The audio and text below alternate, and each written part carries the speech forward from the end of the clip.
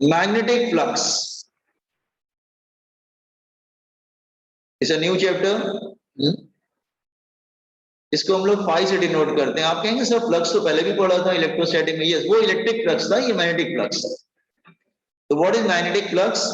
Number of magnetic lines, number of magnetic field lines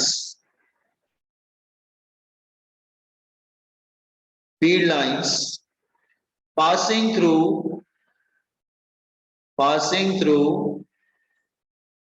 unit area normally।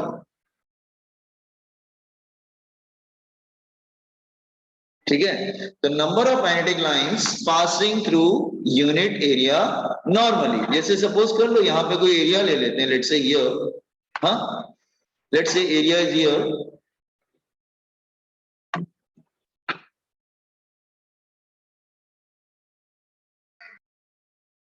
Let's say area here. तो magnetic lines इसको penetrate कर रही हैं, cross कर रही हैं।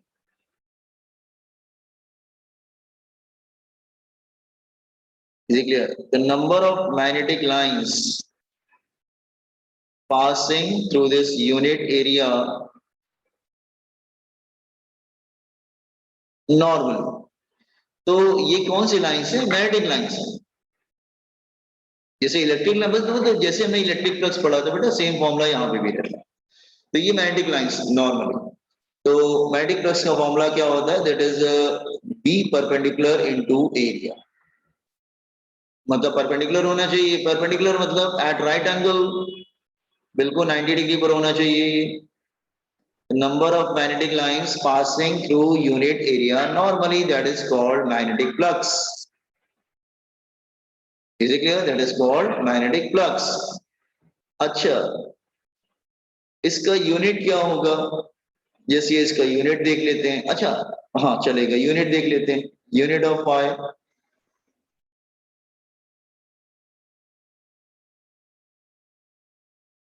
फ्लक्स का यूनिट क्या हो सकता है? दैट इज एसआई यूनिट की बात कर रहे हैं हम लोग। मैग्नेटिक फील्ड का यूनिट क्या होता है? Yes, anybody, what is the unit of magnetic field? Tesla होता है। एक और भी यूनिट होता है, वेबर पर मीटर स्क्वायर। तो पहला हो जाएगा टेस्ला मीटर स्क्वायर। कहने का मतलब है टेस्ला मीटर स्क्वायर, एक तो ये हो गया। और दूसरा होता है जो फेमस होता है, वेबर। वेबर बहुत फेमस है, Weber name of person, Weber, tesla metre square and Weber. इसका अगर डायमेंशन देखना हो तो क्या होगा? डायमेंशन हो जाएगा that is dimension of magnetic field into area. Magnetic field का डायमेंशन क्या था? याद नहीं आ रहा है आपको? इससे क्या फॉर्मूला था? F is equal to B I R, Fleming left hand rule से निकाल लेते हैं, साइन थीटा। तो मैग्नेटिक फील्ड का यूनिट था F upon I L. Force क्या हो जाएगा? M1 L1 T-2। करंट हो जाएगा I, हो जाएगा लेंथ L। तो मैग्नेटिक फील्ड का डायमेंशन क्या होता है? M1, एक सेकेंड, क्या आएगा? M1 L0 T-2 I-1, ऐसे रहता है ना?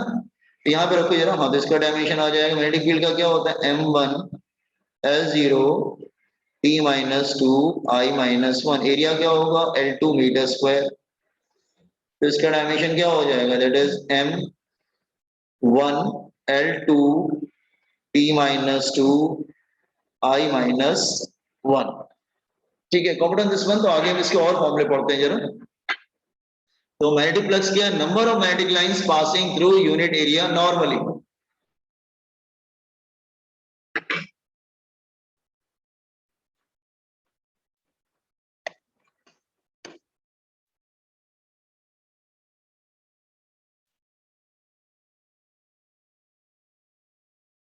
And this is first formula.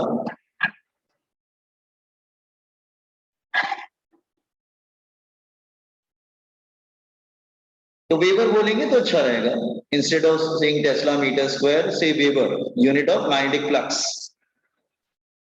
Actually capital W नहीं होना चाहिए, स्मॉल होना चाहिए, weber.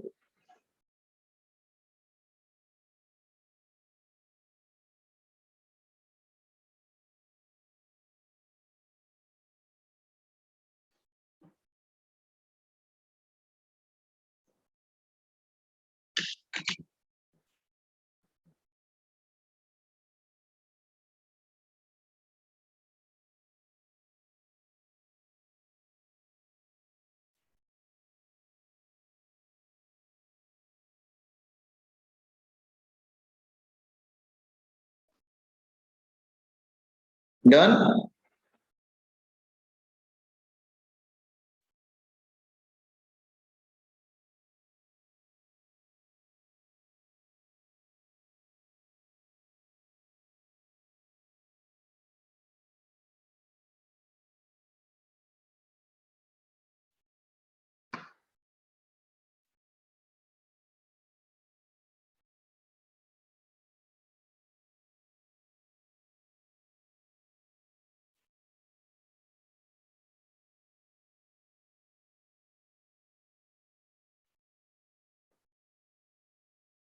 Acha. Now, see here, I'm scrolling it down. Let's say अगर वो perpendicular नहीं होता, then what will happen? अगर suppose कर लो perpendicular नहीं है, तो it's like this way. Let's say it's an area and magnetic field is not perpendicular.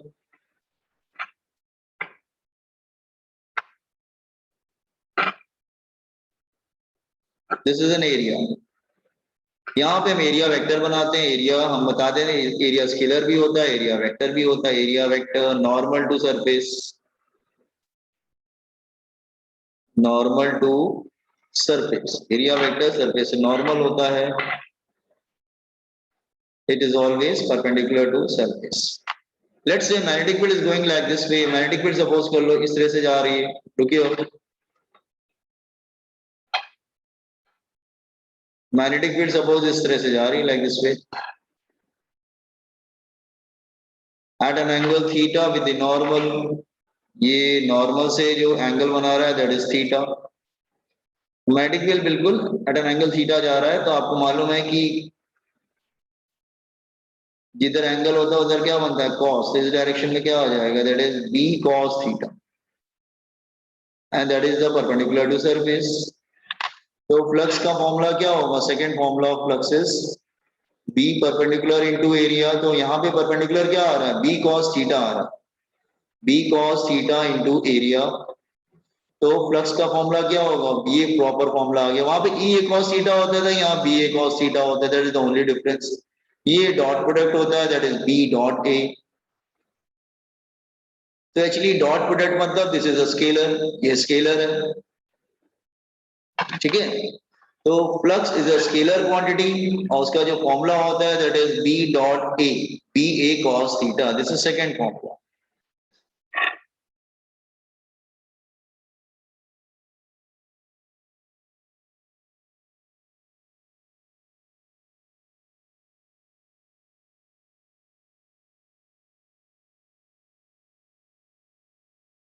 And theta is the angle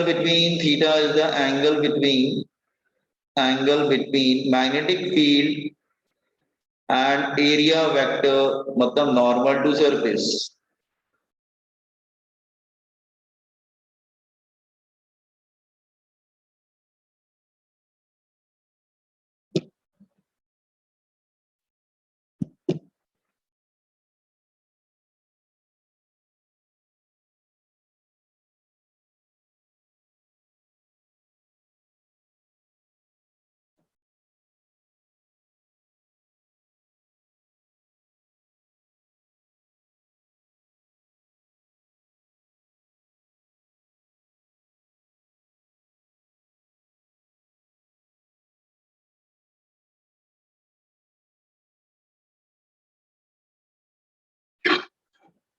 Yeah.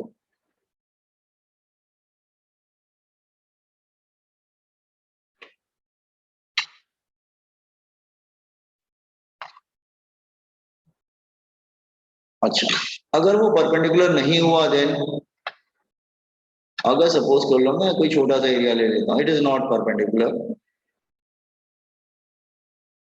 Sorry, it's not a big area. It's a small area DA.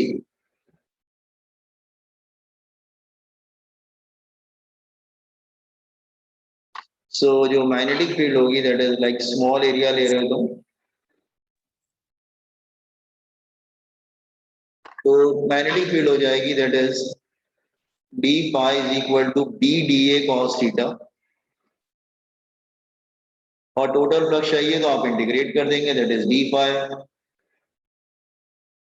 तो ये आ जाएगा integration of B D A cos theta. ठीक है, तो आप integrate करके भी कर सकते हैं, ऐसा कुछ नहीं। ठीक है, तो इसके तीन तीन फॉर्मूले वहां पे भी थे, तीन फॉर्मूले यहाँ पे भी हैं, तो जैसे इलेक्ट्रिक फ्लक्स था वैसे मैग्नेटिक फ्लक्स भी है। तो I hope you should know कैसे फॉर्मूले यूज करने हैं, क्योंकि इलेक्ट्रिक फ्लक्स मोस्टली प्रॉब्लम हम लोग कर चुके थे इस टाइप के। इलेक्ट्रोस्टैटिक में क्या था, मैग्नेटिक फील्ड की जगह बस इलेक्ट्रिक फील्ड था, फॉर्मूला तो यही था ना। Okay, formula is the same.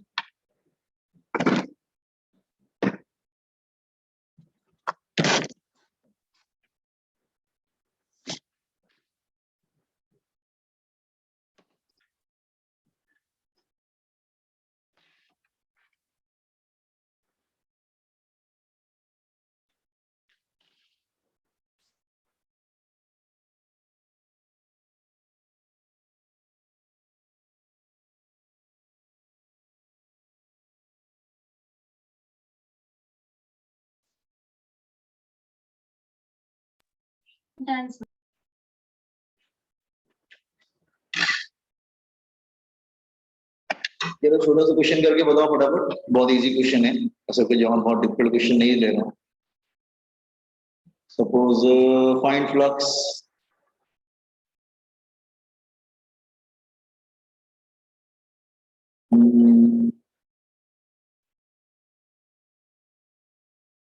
rectangular rectangular plate, a rectangular plate having area, a rectangular plate of side ले लेते हैं, of side 20 centimeter and 10 centimeter placed in uniform magnetic field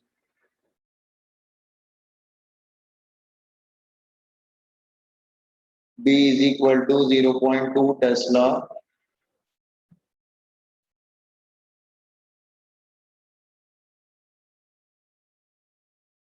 Its plane making angle 60° with the magnetic field.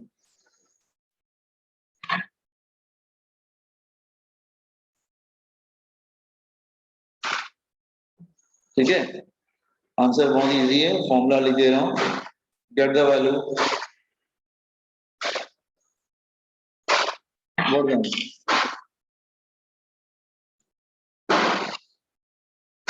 and do it fast.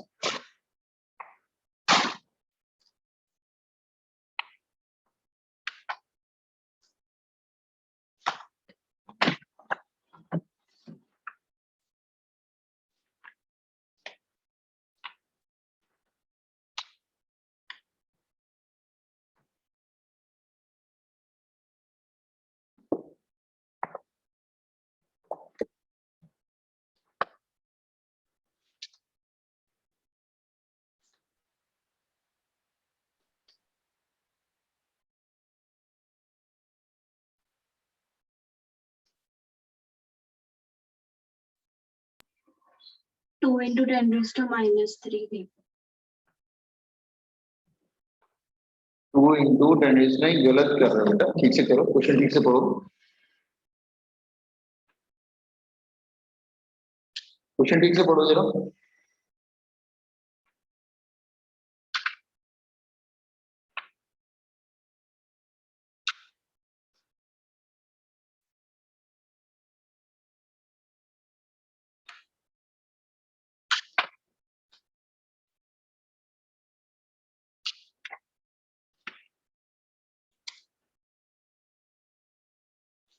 अरे ठीक से पढ़ो question, देखो क्या है बेटा।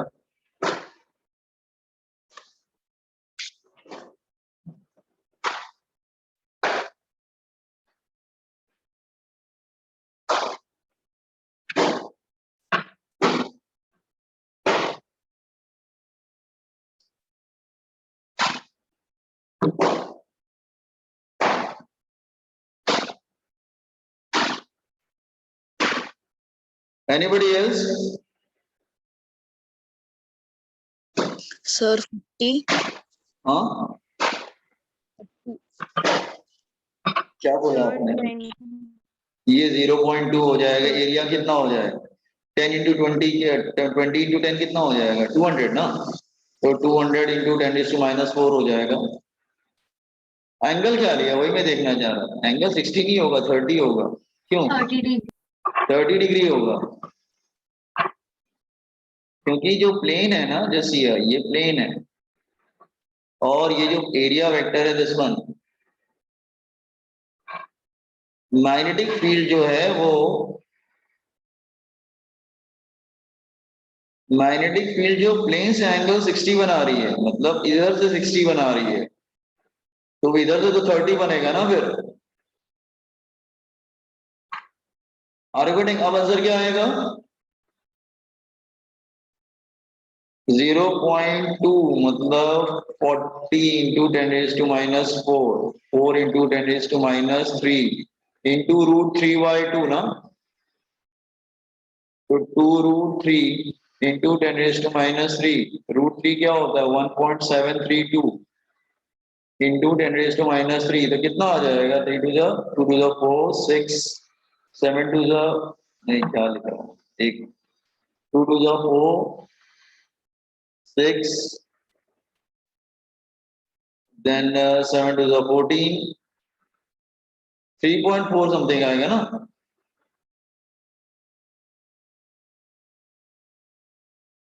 ठीक है कि नहीं?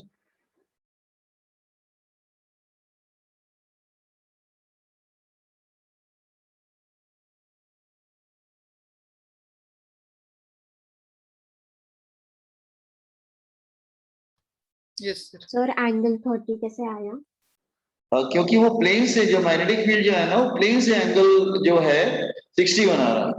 तुम्हें प्लेन से थोड़ी ना लेना है, तुम्हें तो नॉर्मल से एंगल चाहिए होता है ना। जैसे जैसे मान लो, सपोज कर लो, जैसे मिरर मिरर वाला पढ़ते थे ना आप लोग, जैसे एंगल ऑफ इंसिडेंस, तो एंगल ऑफ इंसिडेंस तो बड़ा नॉर्मल से होता था ना। अगर मैं इधर का एंगल 60 दूंगा तो एंगल ऑफ इंसिडेंस 60 थोड़ी ना लोगे, तुम तो 30 लोगे ना फिर, क्योंकि ये नॉर्मल है।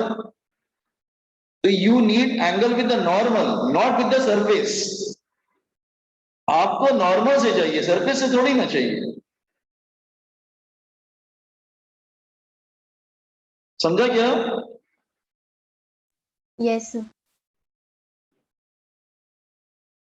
You need angle with the normal, not with the surface.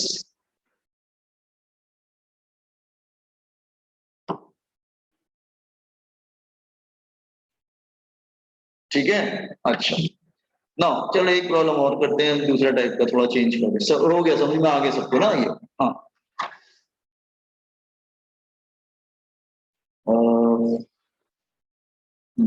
Magnetic flux through rectangular loop, JEE वाले समझ के जाएंगे, नीट वाले लर्न करके जाएंगे final form. Magnetic flux through rectangular loop,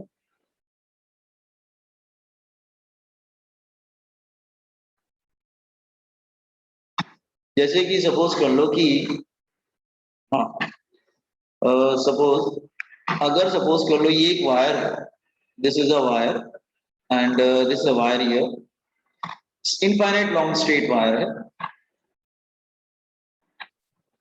current इसमें जा रहा है आई, और इसके नियर बाय एक लूप रखा हुआ है, इधर इधर एक लूप रखा है, एक नियर बाय लूप रखा है। आपको ये बताना है कि इससे जैसे ये नियर बाय एक लूप रखा हुआ है, और आपको ये बताना है कि इस लूप से फ्लक्स कितना जा रहा है, what is the flux through this loop, rectangular loop है। ठीक है, कुछ ऐसे ले लेते हैं लेंथ ऑफ ब्रेथ, इसको ले लेते हैं लेंथ एल,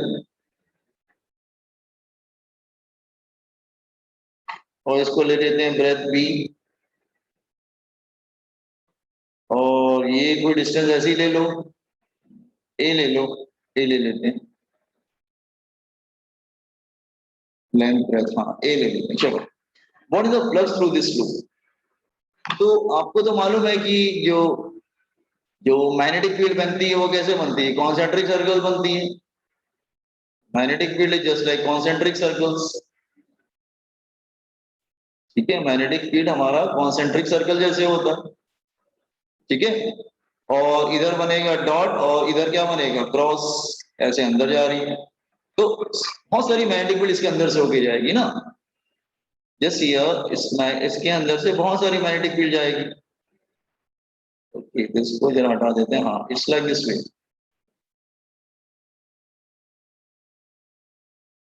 हाँ, तो हमें ये पता करना है कि इस लूप से कितना जाएगा। तो एक काम करते हैं, हम इस लूप का एक छोटा सा पोर्शन ले लेते हैं।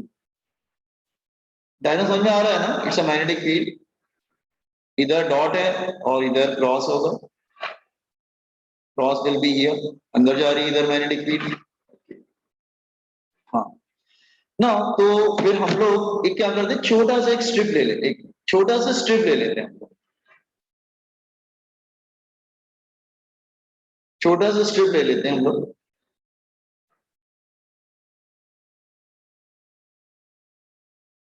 और मैग्नेटिक फील्ड इसके अंदर जा रहा है, that is cross.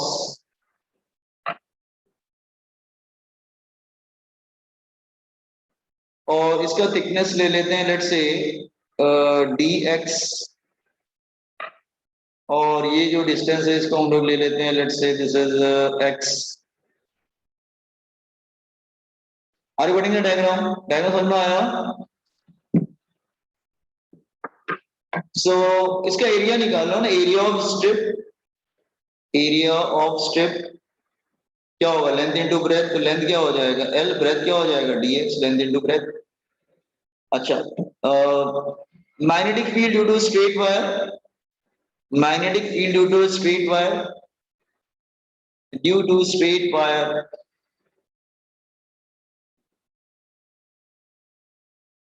Magnetic field क्या होगी, that is B is equal to, straight wire का मैग्नेटिक फील्ड क्या होता है, इनफाइनाइट लेंथ का, mu naught I upon 2 pi R, R की जगह एक्स हो जाएगा।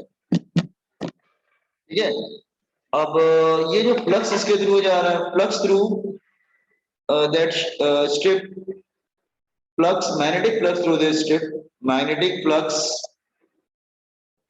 through strip। तो फ्लक्स का फॉर्मूला क्या होता है, बी इंटू ए, बी इंटू, इसको छोटा सा एक एरिया अज्यूम कर लेते हैं हम लोग, ये छोटा सा एरिया है, this one is D A, D A, D A मतलब लेंथ इंटू ब्रेथ। ठीक है, एक काम करते हैं,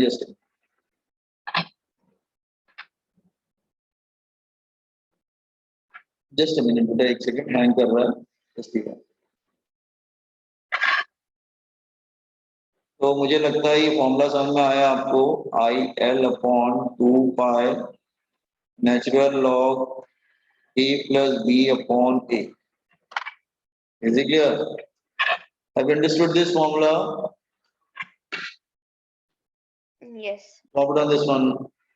अच्छा, नीट के स्टूडेंट ये फॉर्मूला डायरेक्टली लर्न करके आएंगे, उनके में ज्यादा एक फॉर्मूला पूछ सकता है, बस इससे ज्यादा कुछ नहीं पूछ। ठीक है, हाँ, जेई के स्टूडेंट दे शुड नो ये सब कैसे किया जाता है।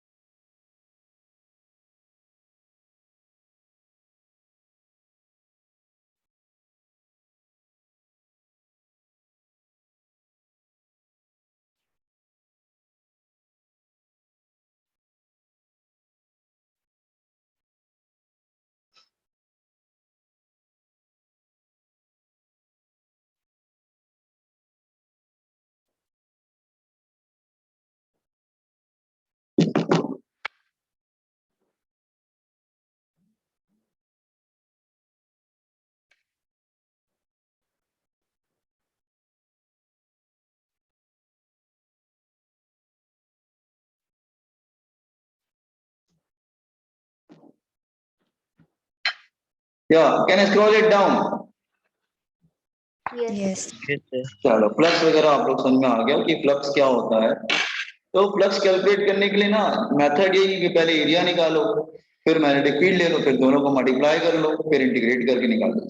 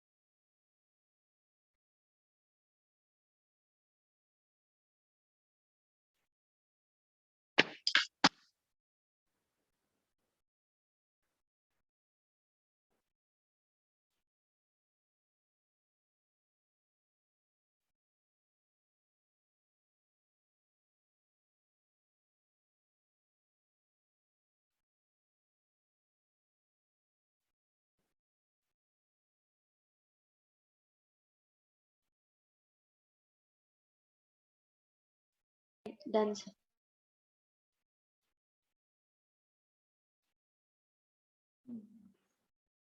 ओके। पैरेडेज एक्सपेरिमेंट देखो थ्योरी है, मैं ज्यादा थ्योरी नहीं लिखवाऊंगा ना, उतना मैं आपको बस समझा देता हूँ। वैसे आपने 10th में ही पढ़ा होगा, कोई नई बात नहीं है। आपने कहेंगे मैं 10th में क्या पढ़ा था सर, तो आपने 10th में ये पढ़ा था कि हाँ, अगर कोई कॉइल लेते हैं, फर्स्ट दो एक्सपेरिमेंट किए थे पैरेडेज ने, वैसे बहुत सारे एक्सपेरिमेंट किए थे, कि उसने कॉइल लिया था like this way here, and it is connected to galvanometer, ठीक है। और आपको मालूम है बार मैग्नेट इसने मूव किया था टुवर्ड द कॉइल, ठीक है। तो this is north and this is south. तो जब बार मैग्नेट मूव करते हैं टुवर्ड द कॉइल, तो व्हाट विल हैपन, उसने क्या नोटिस किया कि इसमें जो है करंट इंड्यूस हो जाती है। तो करंट विल इंड्यूस्ड, और यहाँ पे गैल्वेनोमीटर में डिफ्लेक्शन आ जाता है लाइक दिस वे, ठीक है। ये करंट क्यों प्रोड्यूस होती है, ये भी आपको उसको मालूम है कि करंट प्रोड्यूस होने का रीजन क्या था, कि अ, इसके थ्रू जो फ्लक्स है वो चेंज होता था। फ्लक्स मतलब magnetic field lines like this वे, इस तरह से। तो जैसे जैसे कॉइल जो है वो इधर आता था, तो मोर and more lines entering through the coil, इसको फ्लक्स बोलेंगे ना। फ्लक्स मतलब अभी पढ़ चुके हैं हम लोग, फ्लक्स पे क्या पढ़ा था ऊपर, अभी हमने ऊपर फ्लक्स पढ़ा था कि number of lines passing through unit area normally, यही तो फ्लक्स होता है। मतलब नंबर ऑफ, मतलब मैग्नेटिक फील्ड लाइंस का जो लाइंस होती है उसको ग्रुपिंग को हम लोग फ्लक्स बोल देंगे। Then more and more flux passes the this through this coil, तो करंट जो है वो इंड्यूस हो जाता था। हाँ दिस इज, लेकिन ये नेसेसरी कंडीशन है, the magnet should be in motion, मतलब फ्लक्स इंक्रीज हो रहा है। तो व्हाट इज गोइंग हियर, तो यहाँ पे जो फ्लक्स है ना, इट इज इंक्रीजिंग, जो फ्लक्स है that is increasing. Flux increase होने से करंट क्या होता है, इंड्यूस हो जाता है, that is induced current. It's not conventional current, क्योंकि जो बैटरी से प्रोड्यूस करते हैं उसका नाम होता है कन्वेंशनल करंट, ये इंड्यूस करंट है, ठीक है। There is no source of battery nothing, but current induce हो जाता है, ठीक है। हाँ लेकिन मैग्नेट को अगर स्टेशनरी कर देंगे तो करंट जीरो हो जाएगा, आपको मालूम है। Is it clear? सपोज अगर आपने जैसे अगेन अगर आपने मैग्नेट को यस अगर मैग्नेट को आपने स्टेशनरी कर दिया तो करंट क्या हो जाएगा, इट बिकम जीरो, क्योंकि फ्लक्स तो चेंज होगा नहीं फिर, मतलब फ्लक्स चेंज नहीं हो रहा है क्योंकि यहाँ पे तो फ्लक्स कांस्टेंट है ना, दिस फ्लक्स इज कांस्टेंट, तो हियर फ्लक्स इज कांस्टेंट, तो there is no induce EMF, here flux is constant, जो फ्लक्स है वो कांस्टेंट है, इसलिए करंट इंड्यूस नहीं होता है, तो induce current is zero, there is no induce current, क्योंकि मैग्नेट जो है वो रेस्ट पे स्टेशनरी है वो। लेकिन आपने पढ़ा होगा कि जैसे ही वो मैग्नेट को वापस पुल करेंगे अवे फ्रॉम द कॉइल, तो फिर से क्या होगा, फिर से ईएमएफ इंड्यूस हो जाएगा, मतलब करंट बन जाएगा, लेकिन दिस टाइम अपोजिट डायरेक्शन में जाएगा। ठीक है, if your magnet away from the coil, ठीक है, you are moving this magnet